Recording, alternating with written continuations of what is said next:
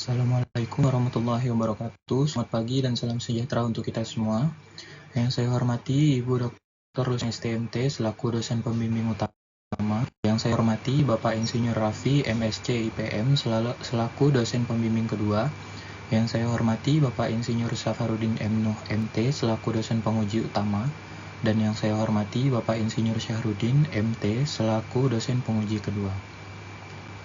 Sebelumnya, perkenalkan saya Ade Fatur Rahman dengan NIM D10112211069. Di sini saya akan mempresentasikan hasil proposal tugas akhir saya dengan judul Manajemen Risiko Keselamatan dan Kesehatan Kerja terhadap Pekerja Konstruksi dengan metode FMEA pada proyek pembangunan perumahan Wellington Spring 2.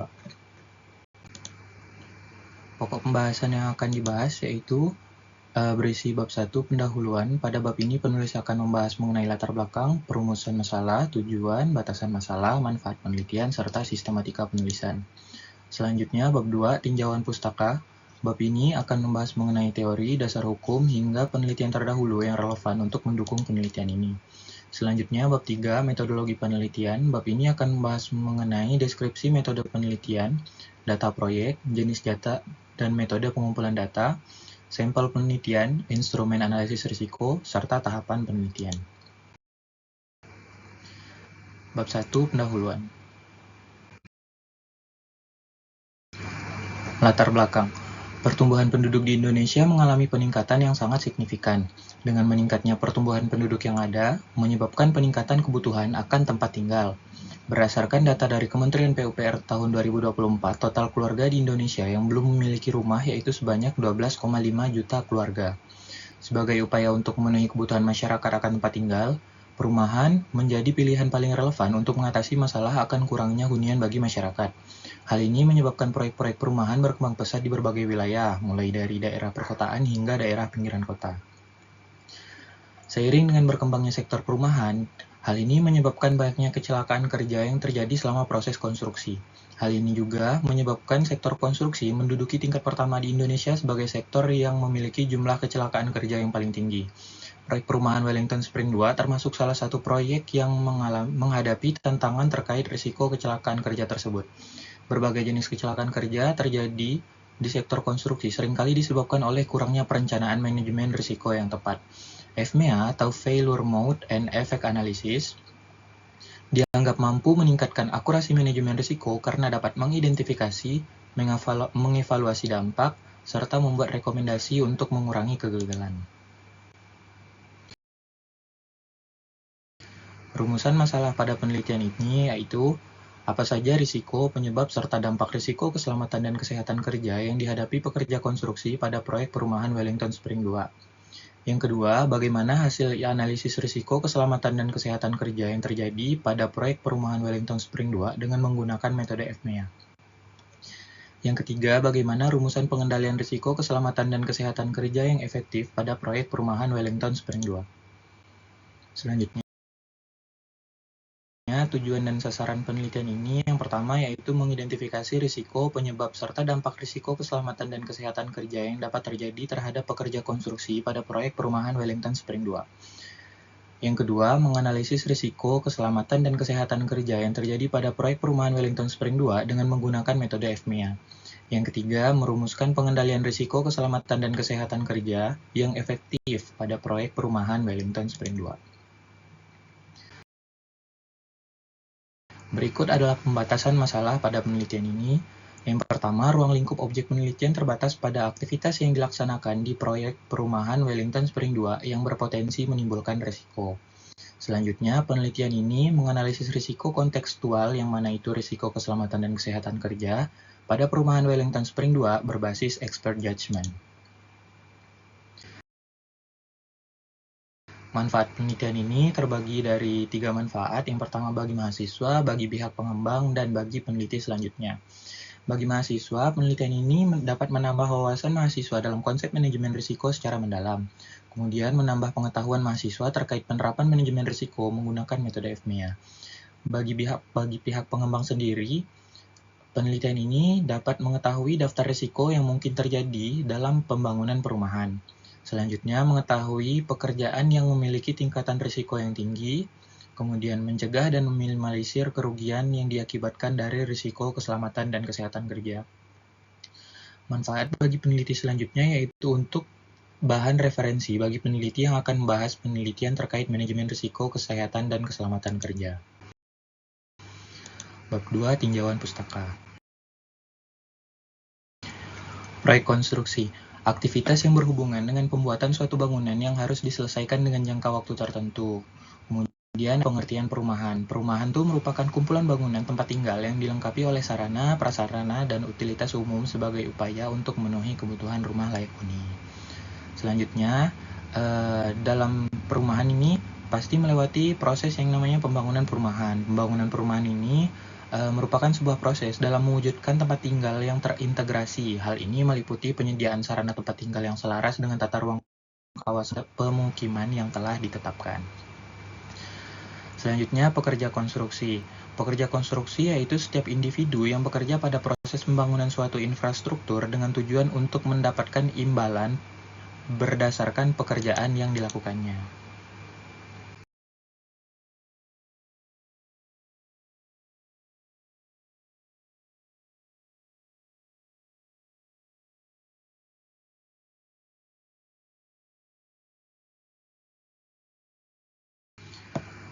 Keselamatan dan kesehatan kerja yaitu merupakan setiap tindakan untuk memastikan dan melindungi keselamatan serta kesehatan para pekerja melalui langkah-langkah pencegahan terhadap kecelakaan di tempat kerja dan penyakit yang disebabkan oleh pekerjaan.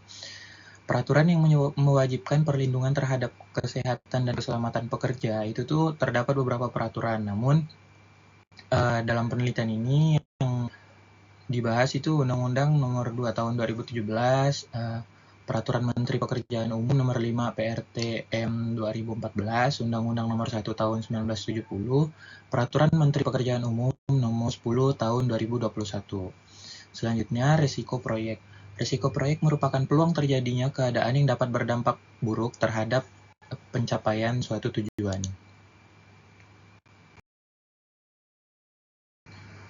Risiko proyek perumahan. Terdapat berbagai risiko yang dapat terjadi pada proyek perumahan berdasarkan penelitian terdahulu. Beberapa contoh risiko tersebut yaitu indikator yang berdasarkan hasil dari penelitian Maharani et al. Tahun 2022. Ini juga ada risiko dari penelitian BA Pamungkas tahun 2023. Ini risiko perumahan berdasarkan penelitian Wisudawati Patradiani tahun 2020. Selanjutnya yaitu risiko K3 pada proyek konstruksi. Berbagai penelitian terdahulu juga telah banyak yang membahas terkait risiko kesehatan dan keselamatan kerja di berbagai jenis proyek. Ini ada hasil dari penelitian Rahajaan et al. Tahun 2019. Selanjutnya ada hasil penelitian Septiani et al. Tahun 2025. Selanjutnya ada penelitian Saraswati et al. Tahun 2023 dan hasil penelitian Mao tahun 2023. Manajemen risiko. Manajemen risiko ini merupakan suatu kegiatan yang terencana dalam menyusun dan melaksanakan langkah praktis untuk mengurangi risiko, menilai efektivitas pelaksanaannya, serta mengontrol komisi operasi. Tujuan dari manajemen risiko itu untuk meningkatkan produktivitas dan mengurangi penyimpangan dalam program. Tahapan dalam manajemen risiko itu terdiri dari 3 tahapan. Yang pertama, identifikasi risiko, analisis risiko, serta pengendalian risiko. Tahap identifikasi risiko merupakan pengumpulan analisis dan penilaian informasi tentang faktor-faktor yang dapat menyebabkan risiko, ancaman, atau kemungkinan kerugian di dalam sebuah proyek. Selanjutnya, analisis risiko merupakan proses dilaksanakan untuk mengetahui seberapa tinggi risiko yang dapat dihadapi, pengaruh risiko terhadap kinerja perusahaan, serta pengelompokan prioritas risiko yang relevan. Pengukuran analisis risiko umumnya mempertimbangkan tingkat frekuensi kerugian dan tingkat keparahan. Selanjutnya, pengendalian risiko merupakan sekumpulan teknik untuk menilai kemungkinan kerugian yang dapat dialami perusahaan serta mengambil langkah untuk mengurangi atau menghapus ancaman tersebut. Terdapat pendekatan sistematis untuk meningkatkan efektivitas dari pengendalian, yang disebut dengan hierarki pengendalian. Hierarki pengendalian ini terdiri dari eliminasi, substitusi, perancangan atau rekayasa teknis, selanjutnya ada administrasi, serta alat pelindung diri.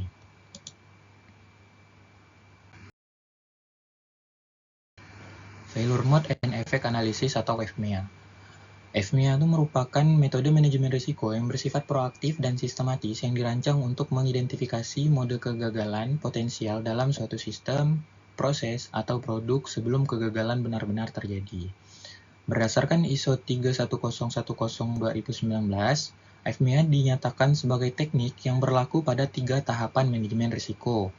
Pada tahap identifikasi, FMEA mampu melakukan pengidentifikasian terhadap apa yang dapat gagal atau failure mode, dampak dari kegagalan tersebut, efek, dan penyebab kegagalan atau cause. Kemudian pada tahap analisis, FMEA ini mengukur 3 parameter utama, yaitu severity, occurrence, dan detection. Nilai dari ketiga parameter tersebut kemudian dikalikan untuk menghasilkan risk priority number atau RPN dengan rumus RPN yaitu S dikali O dikali D. Kemudian pada tahap pengendalian, FMEA melakukan perumusan tindakan perbaikan yang berfokus terhadap penurunan frekuensi penyebab kegagalan serta meningkatkan kemampuan dalam mendeteksi penyebab dari suatu kegagalan. Berikut adalah penelitian terdahulu yang membahas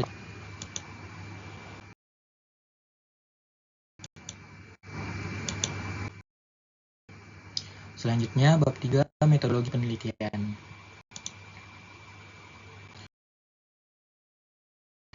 Deskripsi metode penelitian ini menggunakan pendekatan metode campuran atau mixed method, yaitu menggabung pendekatan kualitatif dan kuantitatif dalam suatu rangkaian penelitian. Berikut adalah data proyek.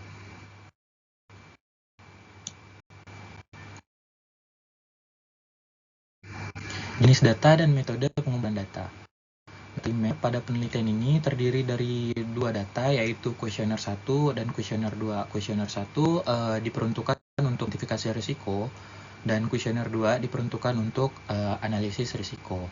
Selanjutnya, data sekunder terdiri dari data yaitu bertujuan untuk mengklasifikasi daftar risiko literatur.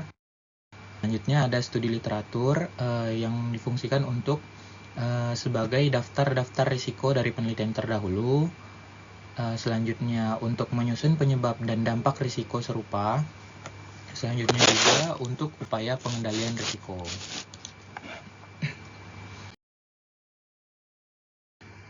Situasi sosial pada penelitian ini yaitu terdiri dari tempat, pelaku, dan aktivitas. Tempatnya sendiri yaitu bertempat di proyek Wellington Spring 2, sedangkan pelakunya yaitu pekerja konstruksi, serta aktivitasnya segala pekerjaan yang memiliki potensi berisiko. Sampel penelitian. Pada penelitian ini dipilih menggunakan metode purposive sampling, yaitu menentukan sampel sesuai dengan pertimbangan tertentu. Karena tujuan penelitian ini untuk manajemen risiko keselamatan dan kesehatan kerja, maka dipilih responden yang memiliki pemahaman paling baik terhadap potensi risiko di Wellington Spring 2. Responden yang dipilih yaitu terdiri dari 2 pengawas tukang, 1 kepala proyek, serta 4 tukang senior.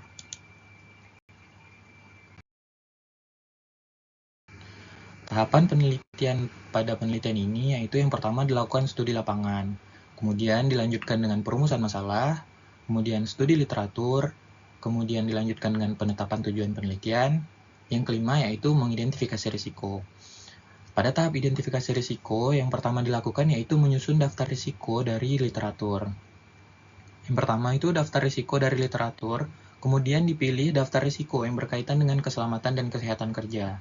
Kemudian diseleksi risiko yang memiliki makna yang sama. Berdasarkan daftar literatur terdahulu itu terdapat beberapa risiko yang kemungkinan memiliki makna yang sama. Oleh karena itu dipilih salah satu untuk mewakili salah satu dari risiko tersebut. Kemudian risiko-risiko tersebut diklasifikasikan berdasarkan jenis-jenis pekerjaan yang ada di Wellington Spring 2. Kemudian yaitu menyusun penyebab dan dampak dari risiko serupa. Pada tahap ini, pengumpulan data penyebab dan dampak risiko berasal dari literatur terdahulu, kemudian dilakukan penyusunan penyebab dan dampak dari setiap daftar risiko literatur.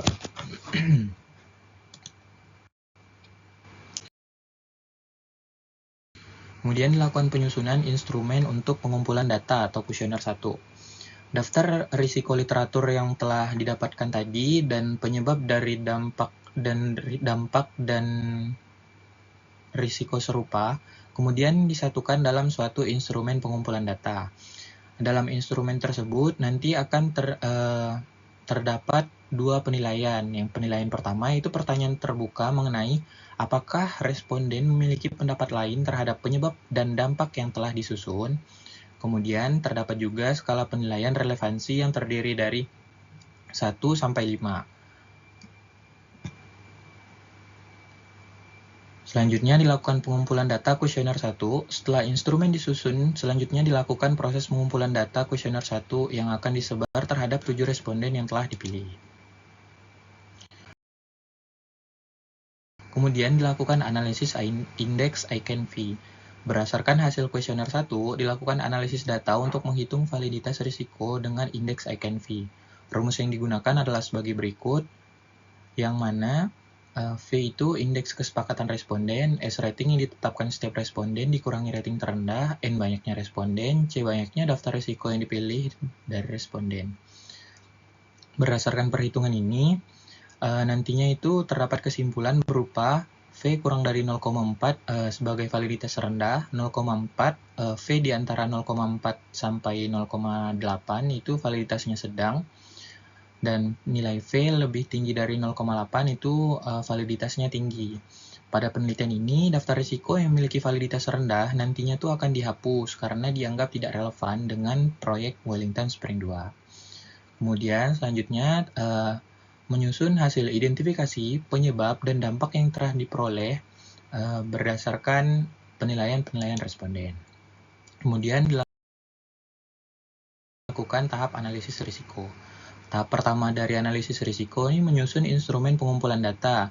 Instrumen pengumpulan data kuesioner 2 akan berisikan penilaian terhadap severity, occurrence, dan detection dari masing-masing risiko yang telah diidentifikasi pada tahap 5. Berikut adalah tingkat kemungkinan atau occurrence yang digunakan untuk penilaian.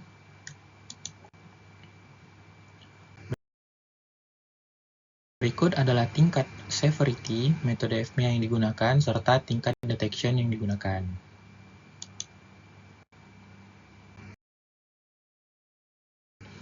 Kemudian dilakukan pengumpulan data. Setelah instrumen pengumpulan data kuesioner 2 telah disusun, kemudian dilakukan proses pengumpulan data terhadap 7 responden yang telah ditentukan sebelumnya. Setelah dilakukan pengumpulan data, kemudian dilakukan proses menganalisis data dengan nilai severity index. Dengan rumus berikut, di mana AI konstanta penilaian 1 sampai 10, XI probabilitas responden, I-nya sendiri yaitu penilaian 1 sampai 10. Setelah didapatkan satu nilai dari severity index, selanjutnya lakukan penilaian terhadap RPN dengan rumus S dikali O dikali D, yang mana S itu tingkat keparahan dampak atau severity, O frekuensi terjadinya kegagalan, dan D tingkat mendeteksi. Kemudian risiko disusun sesuai tingkat risiko dari nilai RPN terbesar hingga RPN terkecil. Apabila terdapat risiko yang sama, maka risiko dengan nilai severity yang tinggi itu prioritaskan atau ditempatkan di tingkat yang paling atas. Kemudian jika nilai severity-nya masih sama, maka nilai occurrence yang tertinggi antara risiko tersebut ditempatkan di atas.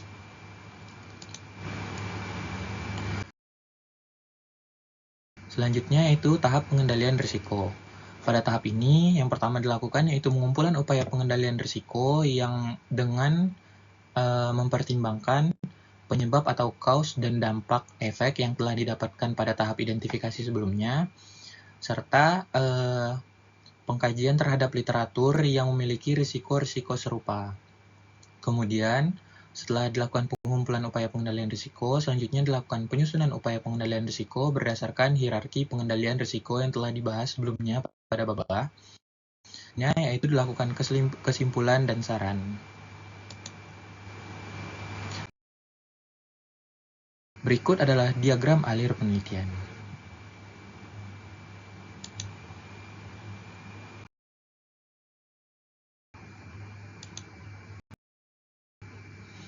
Sekian presentasi dari saya, kurang lebihnya saya mohon maaf. Assalamualaikum warahmatullahi wabarakatuh.